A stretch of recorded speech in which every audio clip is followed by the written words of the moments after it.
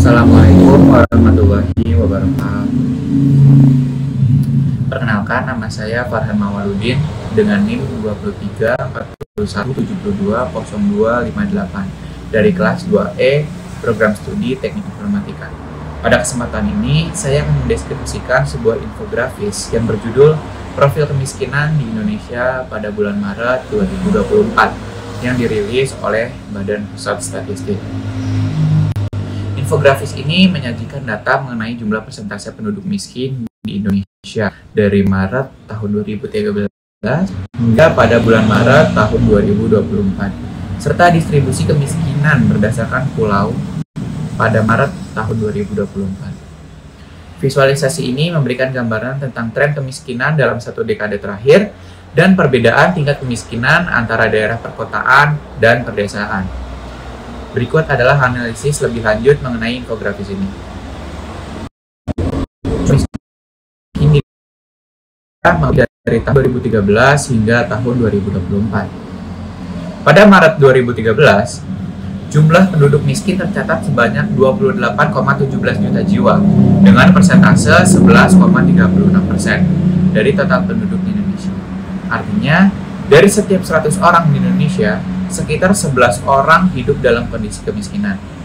Seiring waktu, angka kemiskinan ini mengalami perubahan, kadang turun, kadang juga naik. Pada Maret tahun 2019, di sini angkanya menunjukkan yaitu 9,41% dengan jumlah penduduk miskin sebanyak 25,14 juta jiwa. Ini berarti jumlah orang yang hidup dalam kemiskinan semakin sedikit dibandingkan tahun-tahun sebelumnya. Namun, situasi ini berubah saat dunia dilanda pandemi COVID-19 pada tahun 2020. Akibatnya, dampak ekonomi dari pandemi, banyak orang kehilangan pekerjaan atau mengalami kesulitan ekonomi. Akibatnya, jumlah penduduk miskin kembali meningkat 10. Jumlah yang kemiskinan besar 26,42 juta jiwa atau sekitar 9,78% dan terus meningkat pada September tahun 2020 hingga mencapai 27,55 juta jiwa atau sekitar 10,19%. Setelah kondisi mulai membaik dan ekonomi pulih, angka kemiskinan pun kembali mengalami penurunan pada Maret tahun 2024. Jumlah penduduk miskin tercatat sebanyak 25,22 juta jiwa dengan persentase 9,03%. Hal ini menunjukkan bahwa meskipun sempat meningkat akibat pandemi, berbagai upaya yang dilakukan oleh pemerintah dan masyarakat telah membantu menurunkan jumlah kependudukan miskin kembali.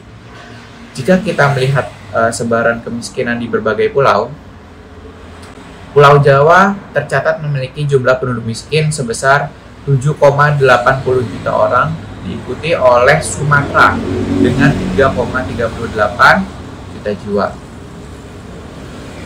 yang penduduknya mengalami kemiskinan.